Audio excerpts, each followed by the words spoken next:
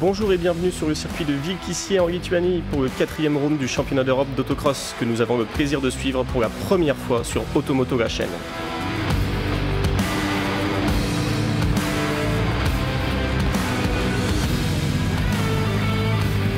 Le Team France, avec 9 pilotes engagés, démontre depuis le début du championnat de très belles performances et occupe pour l'heure la 2e place de la Coupe des Nations, juste derrière la République tchèque. Pour chaque compétition, le nombre de pneus est limité par pilote. 10 en Super Buggy, 8 en Buggy 1600, et avant l'entrée en grille, les pneumatiques sont scannés pour vérification. Découvrons la piste avec Léo Jacques, pilote en Buggy 1600. Pour un tour chrono sur la piste de Vilkissier. La ligne droite de départ est très longue. Elle se resserre sur le milieu avec un léger gauche-droite qui passe à fond. Nous arrivons en fond de 6 dans un virage gauche très rapide où l'on tombe juste un rapport. Il faut bien maintenir le point de corde. On enchaîne sur une gauche où l'on tombe 2 rapports pour ensuite ressortir sur la seconde ligne droite du circuit qui enchaîne sur un léger saut. Nous arrivons dans la partie la plus technique du circuit sur une droite 90 où l'on tombe 3 rapports.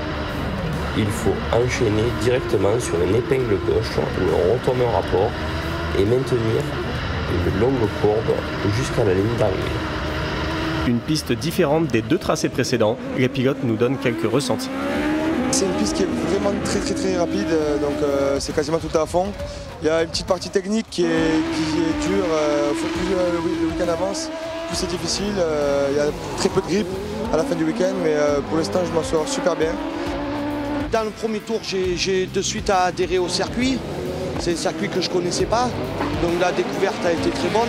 Il y a beaucoup de dérives, c'est super agréable dans le buggy à rouler.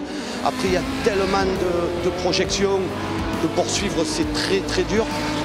Donc voilà, on se contente de rester sur la première ligne à chaque fois et ça fait passer déjà un bon week-end. Il y a des très grandes lignes droites où on peut vraiment exploiter nos motorisations assez puissantes pour de la terre. Et non, c'est technique. Quand ils arrosent, c'est une piste complètement différente. Donc non, c'est intéressant et je me sens à l'aise sur la piste, c'est chouette. Il faut vraiment jouer un peu avec les limites pour être le plus rapide possible. C'est là que se jouent les temps chrono. Et je pense que le plus important, c'est de faire des bons départs. Moi, j'ai réussi à faire un super start en première manche. Bon, ça n'a pas concrétisé par les premières places, mais je suis content. Déjà, j'ai trouvé le truc et j'espère que dès demain, ça ira devant. Dans la même équipe que Thomas Christol, l'avenue Sport Auto, Léo Jacques continue son apprentissage. Pour cette 3e épreuve, il a minutieusement étudié le tracé et pris tous ses points de repère pendant ses tours de reconnaissance à pied et à vélo dès son arrivée sur le circuit. J'ai essayé de me préparer un peu autrement et, pour apprendre les pistes par rapport aux autres qui connaissent les circuits. Et c'est vrai que j'ai ce petit handicap, donc il faut tout mettre de mon côté pour être dedans dès les chronos et ne pas faire d'erreur. Avec un pilotage généreux, Damien Crépeau semble moins à l'aise sur le circuit de Vilkissier et peine à trouver ses marques. J'ai du mal à me mettre dans le circuit. Les réglages, c'est pareil, on n'est pas parti sur la bonne base. On a rattrapé ça, c'est un petit peu mieux, mais clairement, j'ai pas du tout la vitesse de pointe pour jouer les avant-postes ce week-end, ça c'est sûr. En junior buggy, Malone Feuillade réalise de bons chronos et de belles manches qualificatives. Il se fera disqualifier en manche 3 pour cet accrochage, mais se hisse en finale sans difficulté.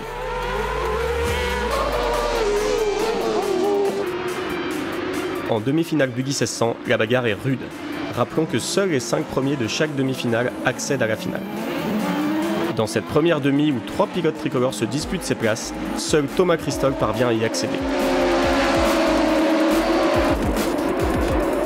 Dans l'autre demi-finale, Alexandre Teuil, pris dans des nuages de poussière, termine à la 6e place.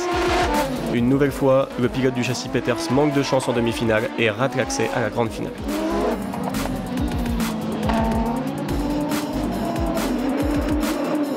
En Super Buggy, Vincent Mercier confirme en demi ses bonnes sensations en manche qualificative et se qualifie sans problème.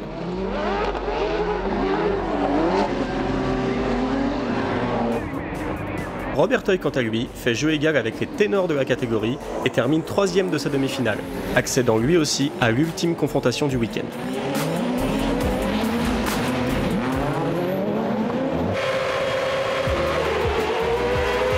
Malone Foyat s'élance 6ème de la finale, il prend un excellent départ et gagne rapidement 2 places dès le premier tour. Lancé à pleine vitesse sur la bosse, il n'a qu'un objectif, rejoindre le top 3 juste devant lui, composé de 2 pilotes tchèques, Philippe Durt et Arnošt Florian, ainsi que Nathan Ottink, le pilote néerlandais.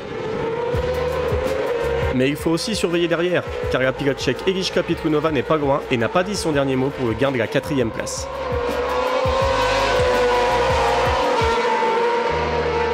Les tours s'enchaînent et malgré qu'il ne soit pas au contact du trio de tête, Malone tourne dans les mêmes temps au tour et tente de hausser son rythme pour se mettre à l'abri des attaques de la pilote féminine.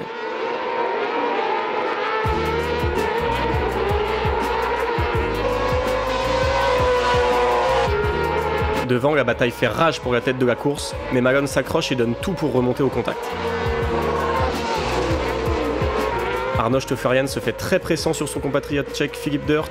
De son côté, Nathan Ottink est un peu décroché et voit revenir le pilote français dans ses rétroviseurs.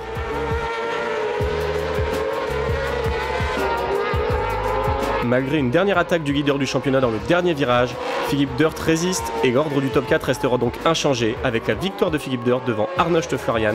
Nathan Ottink complète le podium et Malone Foyat termine donc 4ème.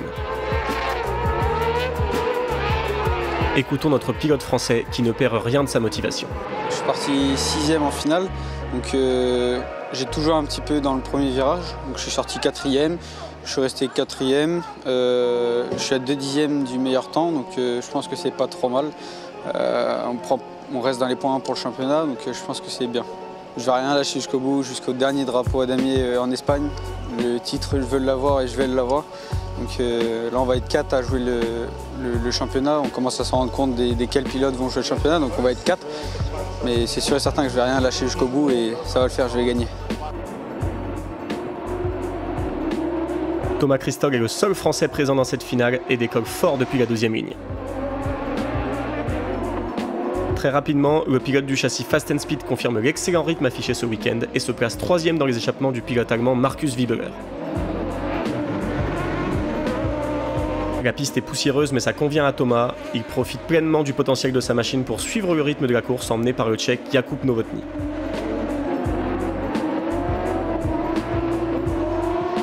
Le top 3 est très disputé, Thomas passe à l'attaque pour la 2e place dès le 2e tour sur Markus Wiebeler, mais ça ne se passera pas aussi facilement car le pilote luxembourgeois Kevin Peters, champion d'Europe Buggy 600 en titre sur son châssis GR-R, lui mène la vie dure et récupère la 3e position.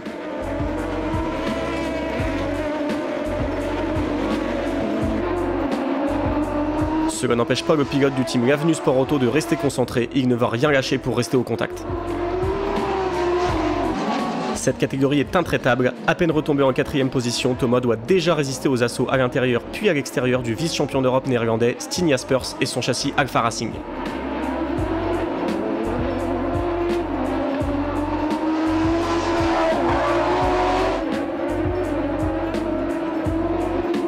Thomas Christog ne se laisse pas faire et reprend son objectif en vue alors qu'il arrive en fond de 6ème après la bosse. Il compte bien rejoindre le podium provisoire de la course. C'est chose faite, Thomas rend la politesse à Kevin Peters et récupère sa 3e place acquise en début de finale.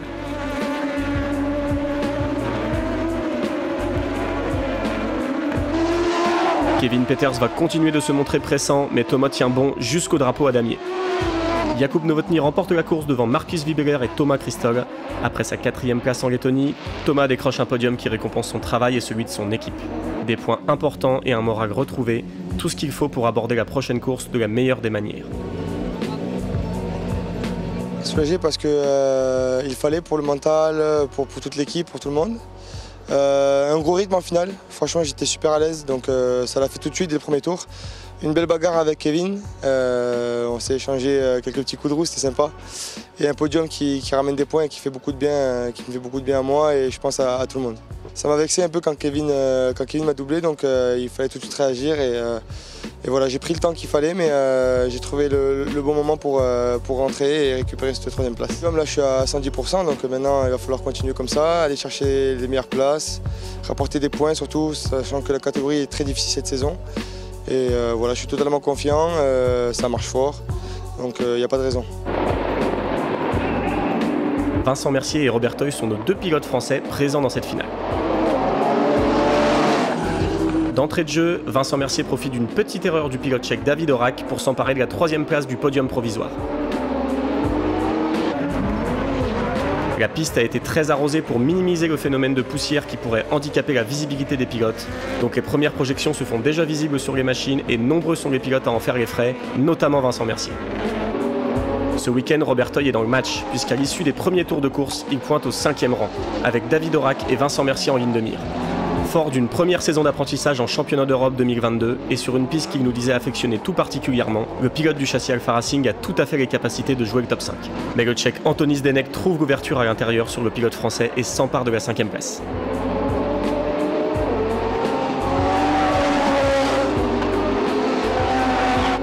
Vincent Mercier reste offensif pour essayer de se rapprocher des 2 leaders, mais c'était sans compter la casse de ses lunettes. Ça va l'empêcher de suivre de trop près la tête de la course, composée du pilote allemand Mike Bartelen et de son grand rival Petr Nicodème.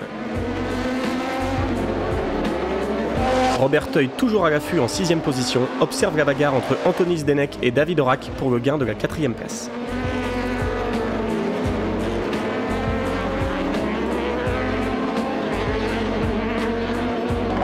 Vincent est toujours très rapide mais ça ne bougera pas, c'est un nouveau podium qui l'attend dans quelques virages après la victoire en Lettonie la semaine dernière. Petr Nicodème termine 2e et Mike Bartelen décroche la victoire. Robert Toy s'est battu jusqu'au bout avec une belle pointe de vitesse pour repartir de Lituanie avec une 6e place au général de l'épreuve. Vincent conforte sa 2e place au championnat, on l'écoute. En finale c'est un peu compliqué, je sais plus à quel tour j'ai cassé mes roll-off donc je pouvais plus porter d'attaque sur les 2 premiers. C'est dommage parce que je pense que j'étais dans le rythme et eux deux s'attaquaient et ils faisaient des petites erreurs, j'aurais pu en profiter. Mais bon, on tient un podium, on tient des gros points, c'est le principal. C'est top pour l'équipe, on a passé tous une bonne semaine entre les 2 courses et ça motive pour le reste du championnat. Déjà on va faire une grosse partie de mécanique ce soir car le camion reste ici jusqu'à la prochaine course. Et puis on va continuer à se préparer, être au top et en faisant des bons départs à Matschenberg, je pense qu'il y a moyen de faire aussi un bon résultat là-bas. And let's go with the French guy Thomas Christophe. Vincent Mercier, France. Merci à toutes et à tous de nous avoir suivis sur Automoto la chaîne et on se retrouve très bientôt pour le Round 4 à Matschenberg en Allemagne.